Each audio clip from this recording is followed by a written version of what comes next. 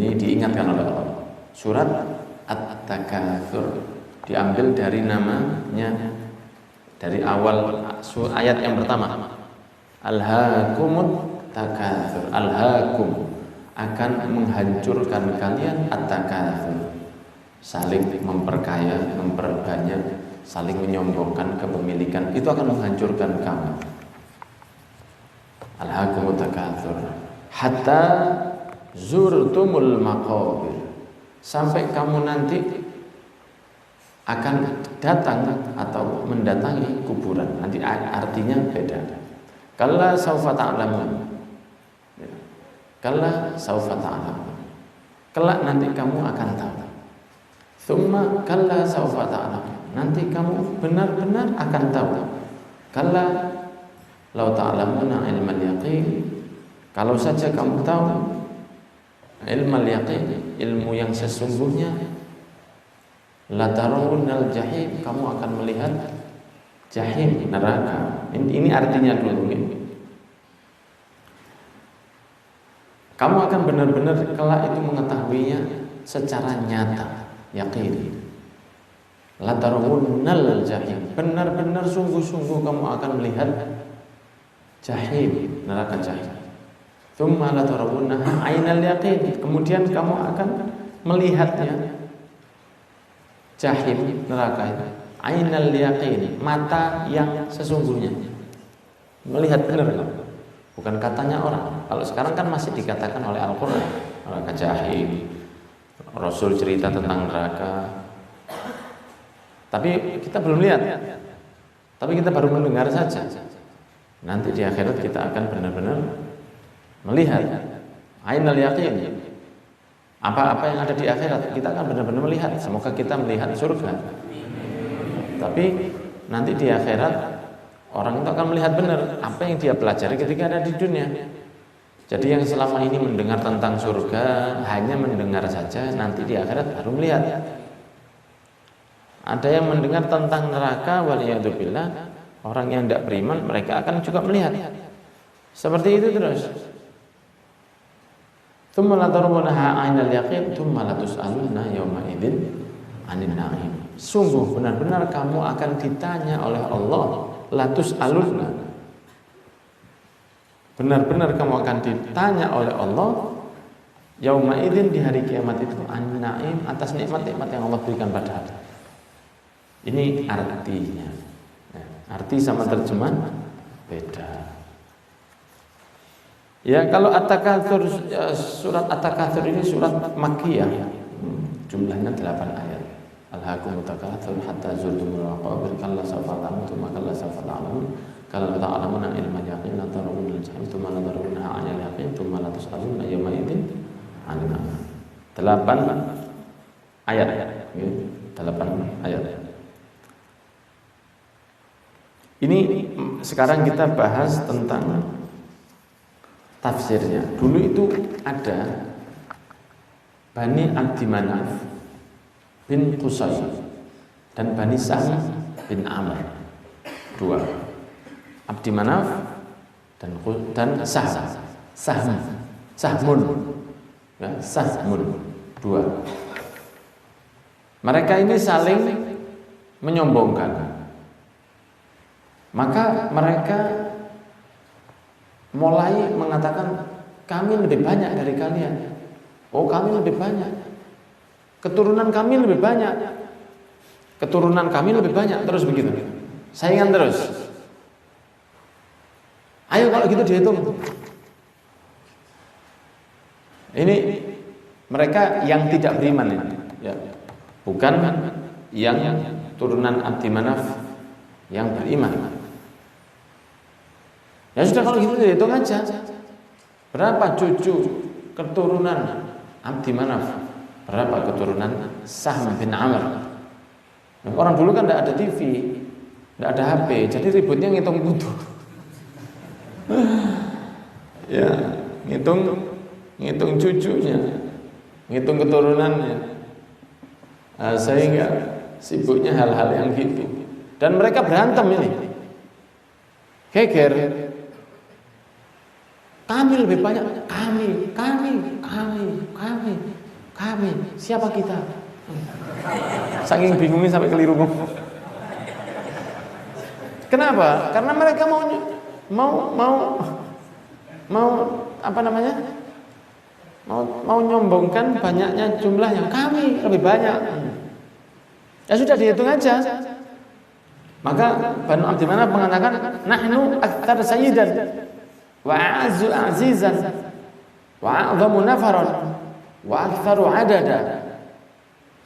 Maka dikatakan, ya, kami kata Bani Abdi Manaf, kami lebih banyak jumlahnya dari kamu.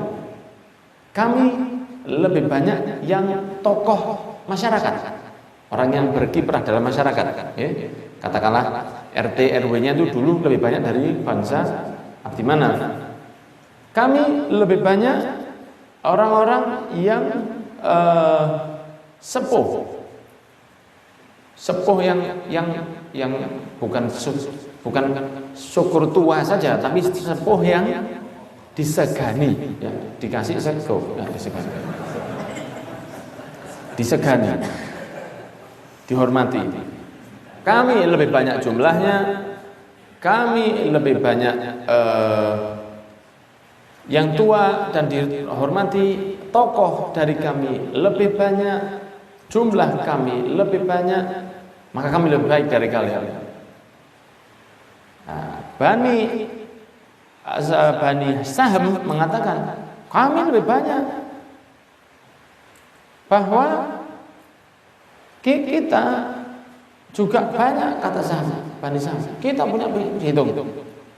Maka mereka tidak puas dengan itu. Ya sudah, kalau gitu kita hitung yang mati dari kita siapa.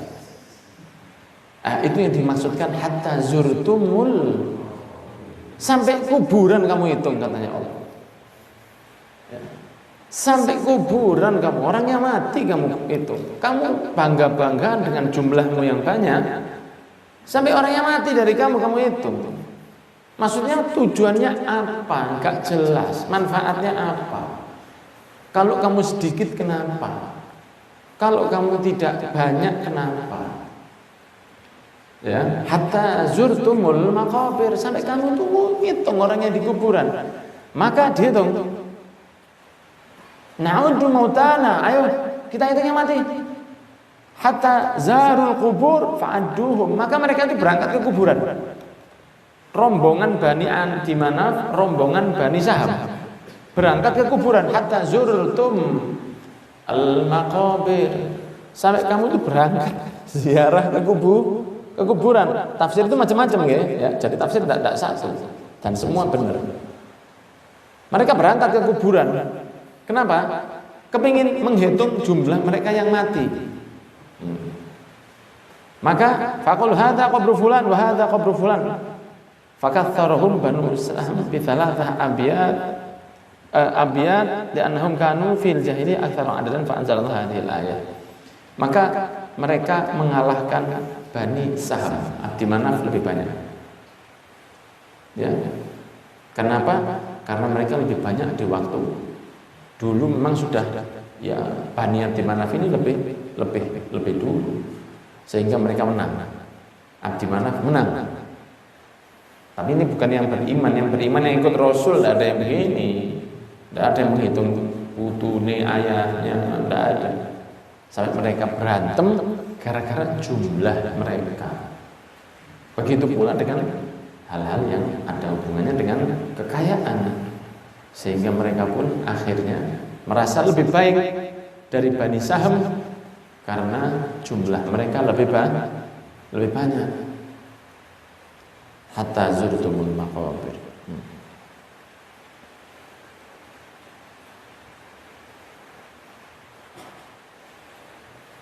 Ya, di dalam tafsir yang lain juga disebutkan, dimaksudkan hatta zurtumul maqabir itu bahwa alhaakumut takatsur, akan menghancurkan kamu, berlebih-lebihan, jor-joran, persaingan akan menghancurkan kamu dalam memperbanyak kepemilikan. saingan dalam rumah, saingan dalam kekayaan, saingan dalam pekerjaan, bersaing tidak sehat. Alhaakum, akan dihancurkan kamu oleh hal itu. Kamu akan rugi. Dan itu tidak akan pernah berhenti. Terus begitu. Orang kalau sudah mau saingan itu tidak akan pernah berhenti. Karena dia bersaing dengan sesuatu yang tidak ada batasnya. Batasannya itu apa? Karena seseorang itu di dunia ini tidak punya batasan sesuatu yang orang ini memiliki penilaian yang semua cocok. Anda mau saingan dengan orang lain gimana? Satu orang mengatakan Ferrari itu mungkin terbaik. Satu orang mengatakan tidak, McLaren lebih baik. Bagi yang ini, saya membeli ini maka saya lebih baik. Tapi yang sini tidak. McLaren lebih baik. Padahal ada yang lewat jalan, wala mobil, wala McLaren, wala Ferrari, McLaren. Ayo. Begitu. Di Dubai ada satu frame seperti Igora, tapi dibuat dari bangunan sehingga saking besarnya dalamnya itu, mungkin luasnya ya, lebarnya bukan panjangnya, lebarnya itu selebar Zawiyah Nurul Iman ini, lebarnya.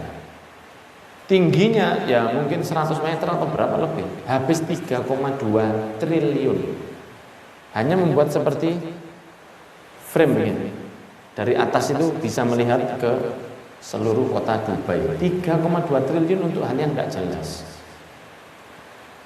Nah ini kalau sudah kakean duit itu ya, terlalu banyak uang ini, orang kadang bingung. Kalau dia tidak punya dasar iman, dia akan pasti lari ke kemaksiatan, pasti. Mau jadi apa? Mau kemana? Tapi kalau orang saingannya ke ibadah, dia punya batas. Dia bersama-sama menuju Gusti.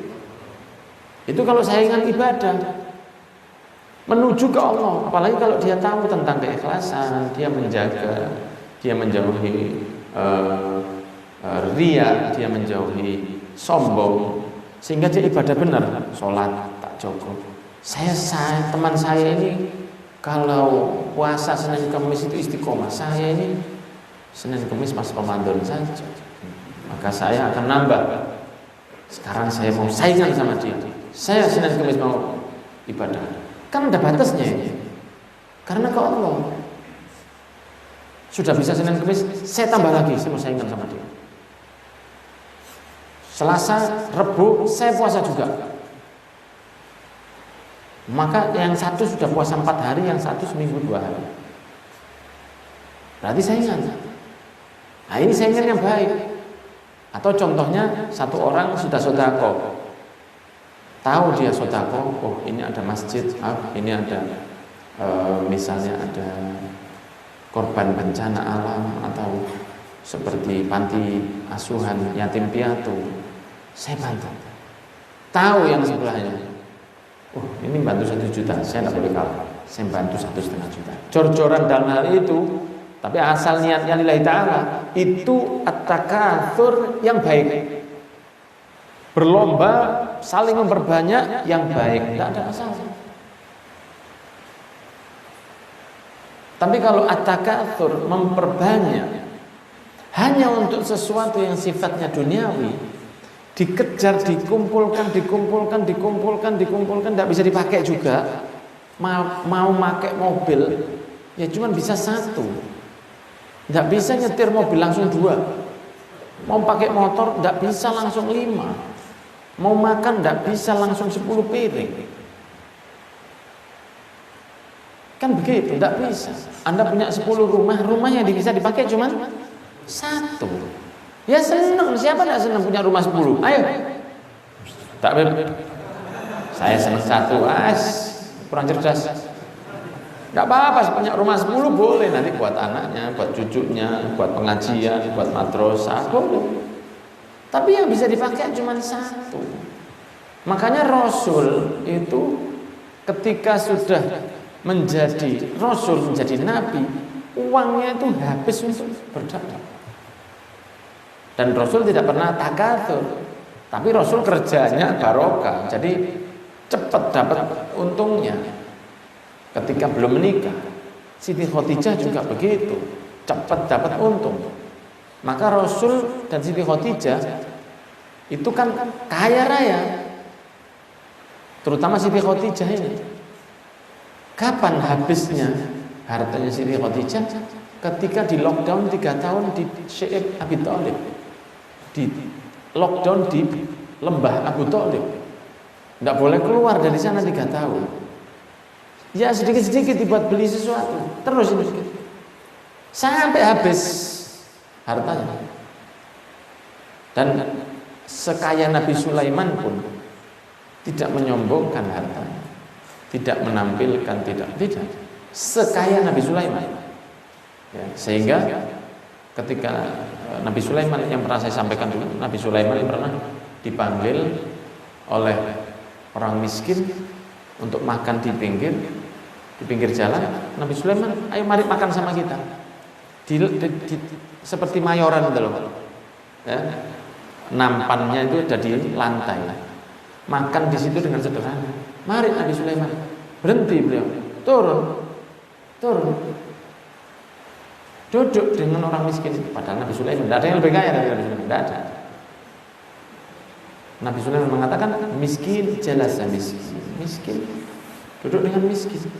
Sudah. Makan. Kaya tapi di sini, bukan di sini. Kalau sudah di sini repot. Kaya itu kalau sudah di sini repot, susah. Karena orang akan takut kehilangan yang namanya kekayaan ini tadi. Orang akan takut kehilangan, orang akan takut saingannya kalah dan harus saingan terus. Dan itu tidak akan pernah berhenti, sehingga Allah mengatakan akan menghancurkanmu bersaing-saingan dalam kekayaan hatta zurtumul maqabir, sampai kamu masuk ke dalam kubur. Maksud saya matimu. Tidak akan pernah berhenti itu dan akan menghancurkanmu. Itu di tafsir yang lain. Jadi tafsir yang pertama mengatakan, banyak tafsir yang lain ya, bahwa orang Bani Abdi Manaf itu mengatakan mereka lebih banyak dari Bani Saham, sehingga mereka saking saingannya ngajak masuk ke dalam pemakaman, dan orang-orang mengatakan bahwa kami lebih banyak, sehingga itu diingatkan oleh Allah. Kamu mencari lebih banyak siapa sampai harus masuk ke dalam pemakaman, ngitung satu-satu yang mati dari keluarganya. Hatta zurtumul maqabir, sampai kamu benar-benar mendatangi kuburan. Ada juga tafsir yang mengatakan dari Imam Al-Qatadah bahwa ini turun kepada orang-orang Yahudi. Karena orang Yahudi itu memang jumlahnya banyak. Dulu ya, mereka mengatakan kami lebih banyak, sampai mereka mati dalam kedolalan, kesesatan, tidak mendapatkan manfaat dari jumlahnya yang banyak itu. Nah, ini orang-orang yang memperbanyak tanpa dasar, ya, tanpa dasar itu tanpa tujuan yang jelas, memperbanyak saingan, memperkaya untuk tujuan urusan duniawi.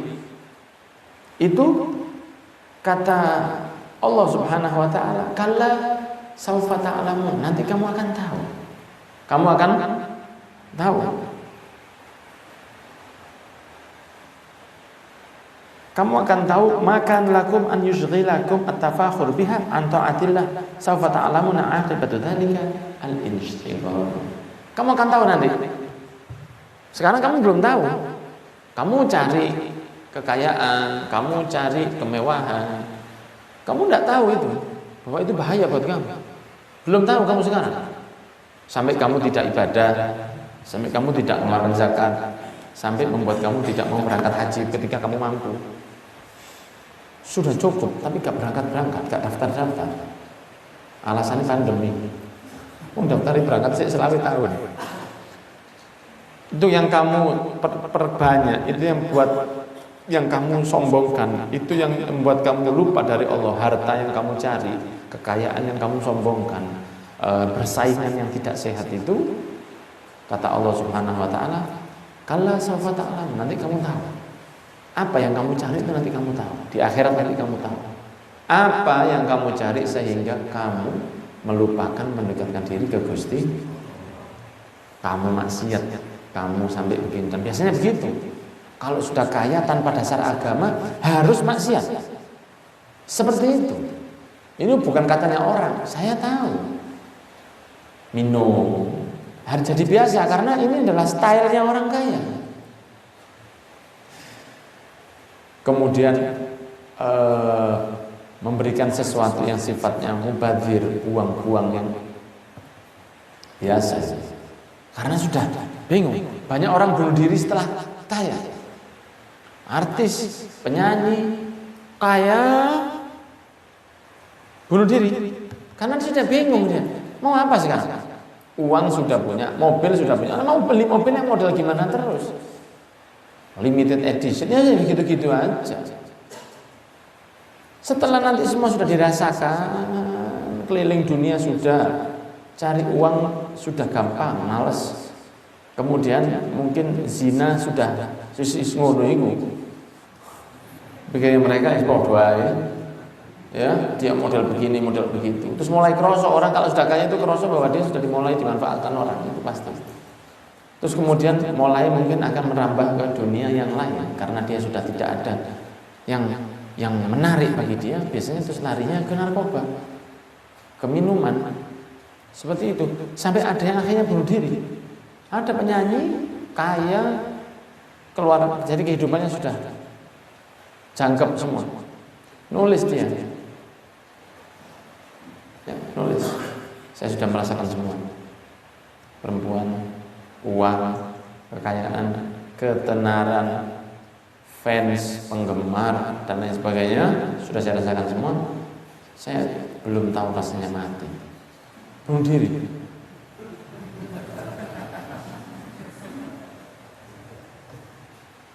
Ya itu. Kalla sawfa ta'lamun. Akhirnya tahu dia.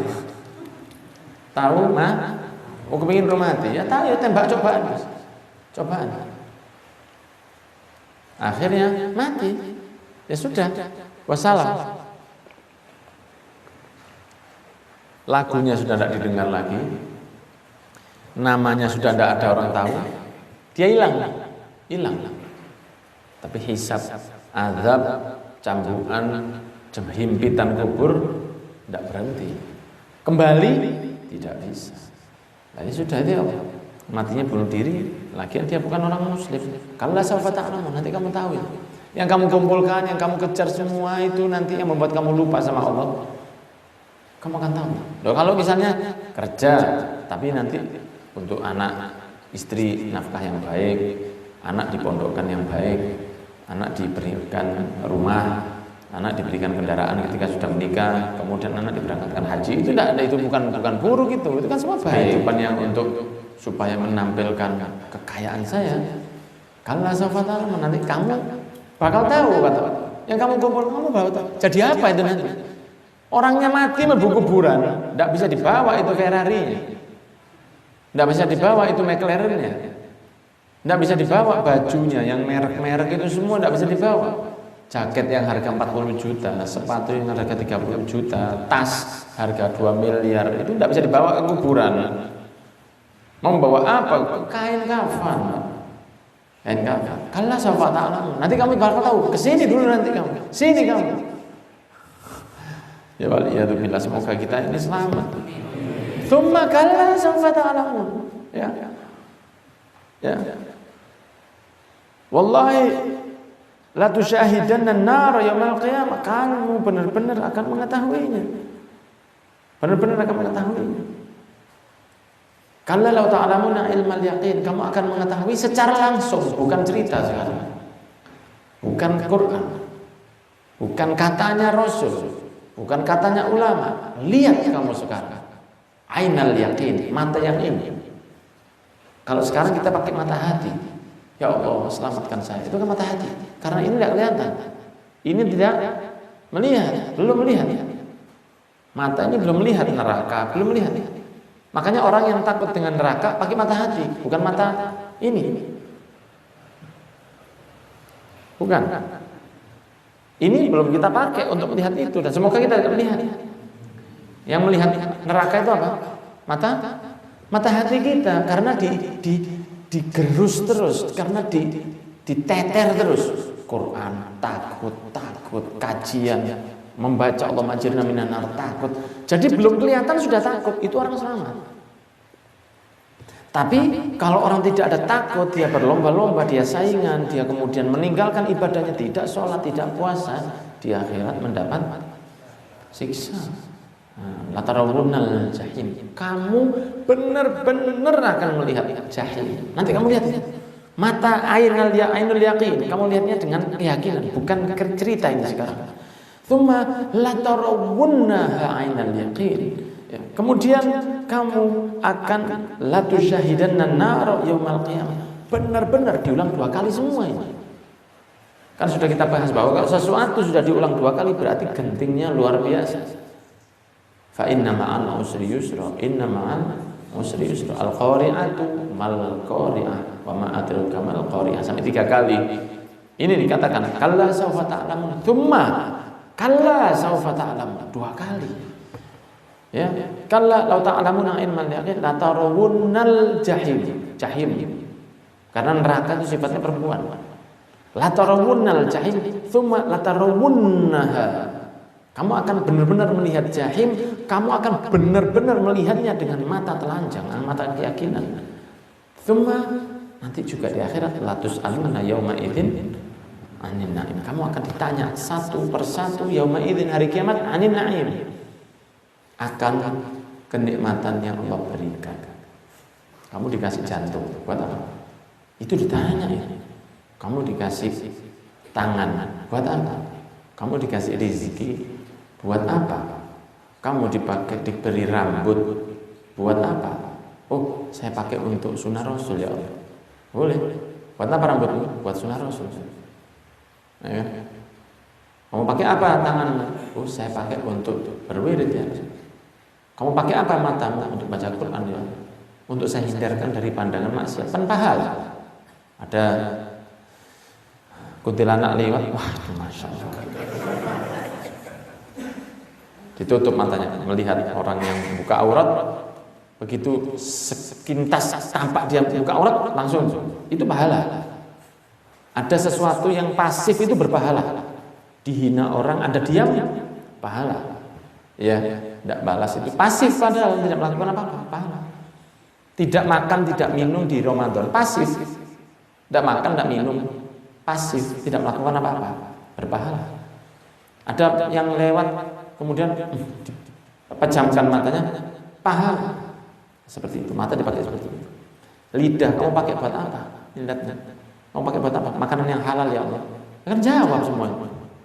Harus dijawab, semua akan ditanya. Tsumma latus alunna, akan benar-benar sungguh-sungguh kamu ditanya. Yaumidzin anin na'im, atas nikmat-nikmat, bukan anin nikmah. Karena nikmat satu, na'im banyak. Semua kita dapat banyak nikmat dari Allah. Kita akan ditanya satu persatu. Nikmat yang kamu saya berikan itu buat apa? Kamu saya beri jenggotmu tumbuh, buat apa? Seperti main bola ya Allah, tidak ada apa-apa. Kenapa kamu tumbuhkan jenggotmu? Niru Rasul ya Allah. Nah, kamu buat kakimu buat apa? Buat melangkah ya Allah. Buat masuk kamar mandi pakai kaki kiri ya Allah. Keluar kamar mandi pakai kanan ya Allah. Saya pakai untuk berdiri ketika sholat, ketika saya mampu. Saya pakai berjalan untuk bekerja ya Allah. Buat apa kakimu? Buat nyepak pemain ya Allah. Buat nyepak pemain yang lain ya Allah.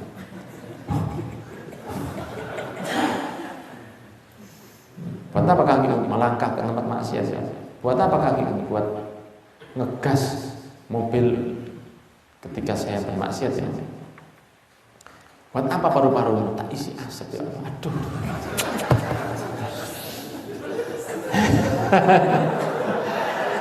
Itulah yang bisa saya sampaikan ya, hadirnya dirahmati Allah. Semoga insya Allah kita di berikutnya akan kita bahas.